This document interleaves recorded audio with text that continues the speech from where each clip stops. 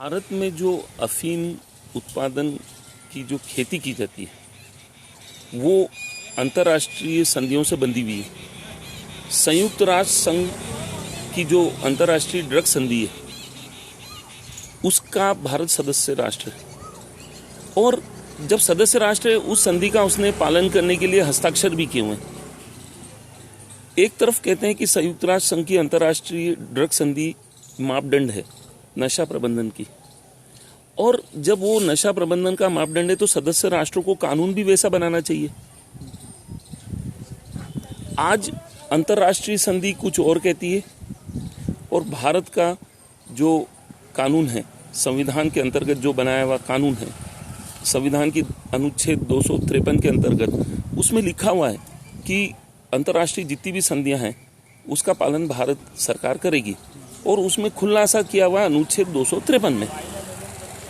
तो महत्वपूर्ण प्रश्न ये है कि किसानों को अंतर्राष्ट्रीय संधि और भारतीय कानून उन दोनों में छलावा कर उनके साथ उनकी जो आर्थिक स्थिति को कमजोर करने का प्रयास हो रहा है। इसमें आपने किसानों के लिए कई बार इस ऑफिस में आके आपने धरना दिया, अपनी बात को ज्ञापन के रूप में दिया, लेकिन निकम्मी सरकारें मौन हैं और किसान की आर्थिक स्थिति बिल्कुल निम्न स्तर पर आ रही है।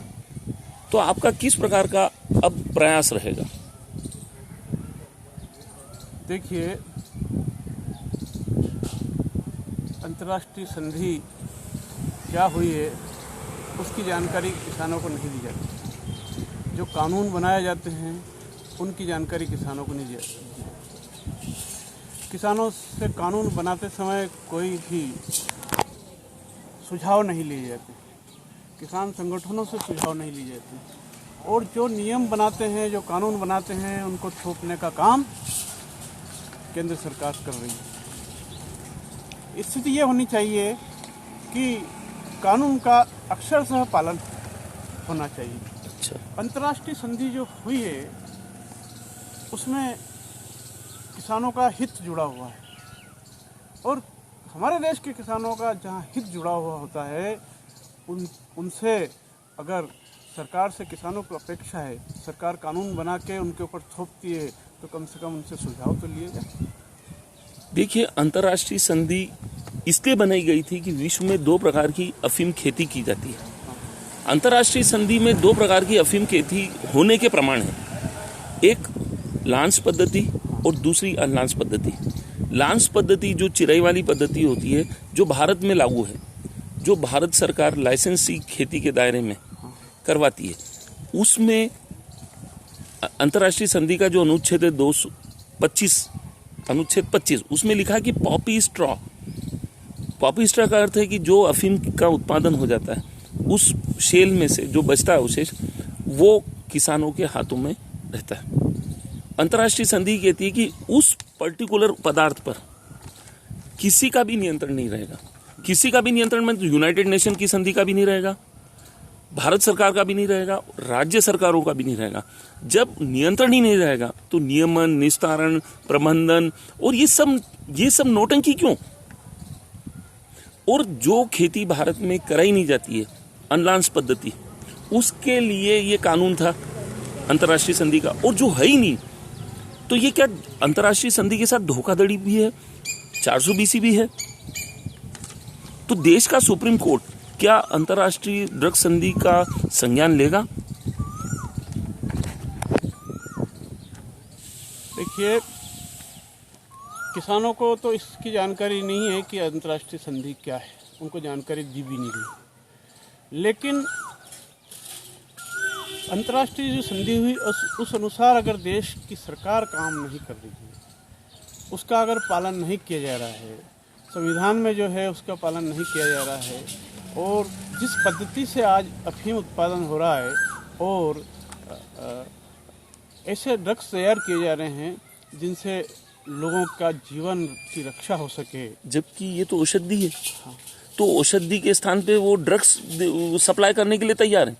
पंजाब में आज देखिए, आप पंजाब में जो हश्र हुआ, वहाँ डोड़ा चूरा तो प्रतिबंधित कर दिया, क्योंकि वो क्या था, हरियाणा, पंजाब, राजस्थान, देश के पूरे जो अन्य राज्य हैं वहाँ पर तो इसको प्रतिबंधित कर दिया। और जो ड्रग्स हैं, जो वाकई ड्रग्स है, उसको अनुमति दे दी। अनुमति मीन्स उस पर पट्टी बांध के बाजार में खुला मिल रहा है। सरकार एक तरफ से उसको औषधि फसल मानती है। हाँ, जब औषधि फसल मानती है, जो एक्ट बना हुआ, नारकोटिक्स एक्ट बना हुआ, उसकी धारा 9, उसमें केंद्र सरकार ये कहती किसानों से कि तुम हमारे औषधि उत्पादक हो। लेकिन वही जो 3 राज्य हैं हमारे, वो ये कहते हैं जहां आज अफीम उगाई जा रही है, खेती करवाई जा रही है, यूपी, राजस्थान और मध्य प्रदेश, उन तीनों राज्यों के मुख्यमंत्री कहते हैं कि ये तो नशा उत्पादक है। ये हो क्या रहा तो ये है, तीनों मुख्यमंत्री क्या मिले हुए हैं? जो जिन किसानों को लाइसेंस दिए जा रहे हैं अफीम की खेती के लिए, और वो किसान सरकार से आवेदन कर रहे हैं कि हमारा जो उत्पादन है वो सरकार ले या हमें छूट दे। 2 ही मांग है। मेरा ये कहना है, जब अंतर्राष्ट्रीय संधि में नियंत्रण में ही नहीं है तो हम सरकारों के पास किसान क्यों जाएं? प्रश्न ये है कि अंतर्राष्ट्रीय संधि ये कहती है कि वो नियंत्रण में ही नहीं है, तो फिर हम सरकार क्यों फोकट किसान सरकारों के पास जाते हैं? ये किसानों को ये मालूम नहीं है। हाँ। लेकिन सरकार ने जब अंतर्राष्ट्रीय संधि का पालन नहीं किया जा रहा है तो ये सरकार जो अवैध रूप से अफीम पैदा कर रही है 5000 हेक्टेयर में, और उसके ऊपर कोई प्रतिबंध नहीं, वो खुलेआम पैदा हो रही है, खुलेआम तस्करी हो रही है। और दूसरी तरफ जहाँ पे वेद होती है, हाँ, जहाँ वैध अफीम होती है, उसको नशा उत्पादक बता के और किसानों के साथ अन्याय कर रही है। इस सरकार को ये देखना चाहिए कि एक ही देश में 2 कानून किसानों को। तो एनडीपीएस एक्ट का उल्लंघन, अंतर्राष्ट्रीय संधि का उल्लंघन तीनों राज्यों के मुख्यमंत्री भी कर रहे हैं।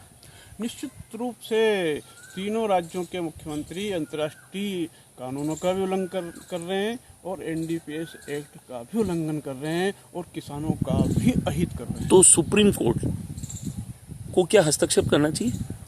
सुप्रीम कोर्ट को तो निश्चित रूप से हस्तक्षेप करना चाहिए। जब जिसका कोई नहीं उसका सुप्रीम कोर्ट होता है। जब सरकार ने गलत कानून बना दिए, सरकार कानून का दुरुपयोग कर रही है, तो निश्चित रूप से उनके खिलाफ कार्रवाई की जानी चाहिए। ये जो पत्र आया है, ये एक ज्ञापन आपको दिया गया है, किसी किसान ने, आरटीआई कार्यकर्ता ने आपको ये पत्र दिया है, ये कितना हास्यास्पद प्रश्न है और इसमें खुद बेहुदा जवाब दिया गया है।